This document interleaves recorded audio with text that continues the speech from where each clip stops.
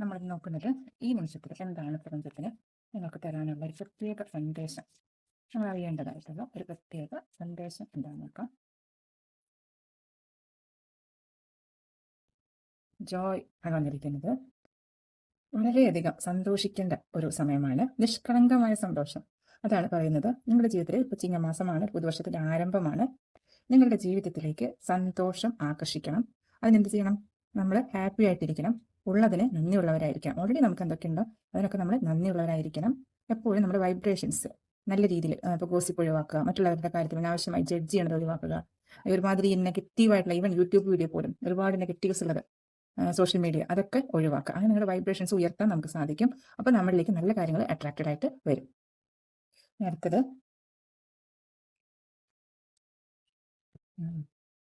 Child like expression. Already ഞാൻ പറഞ്ഞു, ഇന്നസെൻസിനെ കുറിച്ച് പറഞ്ഞു. അപ്പോൾ അതിൻ്റെ കൂടെ നമുക്ക് കിട്ടുന്നതാണ് ചൈൽഡ് ലൈക്ക് എക്സ്പ്രഷൻ എന്ന് പറയാം. കുട്ടികളെ കണ്ടിട്ടില്ലേ, എപ്പോഴും വളരെ ഹാപ്പി ആയിട്ടിരിക്കും. അവർ ചെറിയ കാര്യം മതി അവർക്ക് സന്തോഷിക്കാൻ. ഒരു ഉച്ചയെ കണ്ടാലോ എന്തെങ്കിലും സാധനത്തിനെ കണ്ടാൽ തന്നെ അവർക്ക് ഭയങ്കര സന്തോഷമായിരിക്കും അല്ലെ. അപ്പോൾ അതുപോലെ കുട്ടികളുടെ ആ ഒരു ഇന്നസെൻസ് അല്ലെങ്കിൽ പ്യൂരിറ്റി നമ്മൾ മനസ്സിലും ആത്മാവിലും കൊണ്ടുവരണം എന്നാണ് പറയുന്നത്.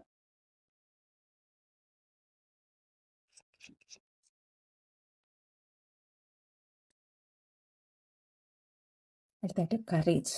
ജീവിതത്തിലെ പ്രശ്നങ്ങൾ നമുക്ക് പലതും വരും, പക്ഷെ ധൈര്യത്തോടു കൂടി അഭിമുഖീകരിക്കാനാണ് പറയുന്നത്. നമ്മൾ ഒറ്റയ്ക്കല്ല, യൂണിവേഴ്സ് നമുക്ക് സപ്പോർട്ടായിട്ടുണ്ട്.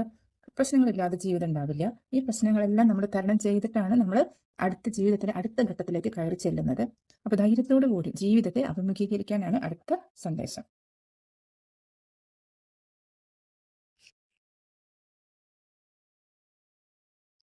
അച്ചീവ്മെന്റ്.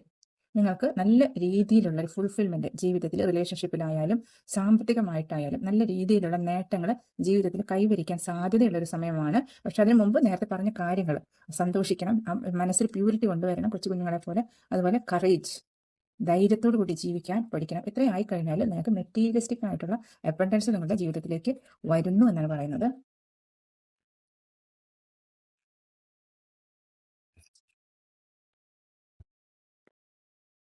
എംബ്രേസ്.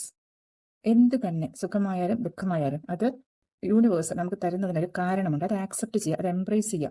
അതാണ് പറയുന്നത്. വളരെ സന്തോഷത്തോടു കൂടി നിങ്ങളുടെ ജീവിതത്തിൽ എന്താണ് പ്രപഞ്ചം നിങ്ങൾക്ക് തരുന്നത്, ഒന്നുകിൽ അതൊരു പാഠമായിരിക്കാം, അല്ലെങ്കിൽ അത് നിങ്ങൾക്കൊരു അനുഗ്രഹമായിരിക്കാം.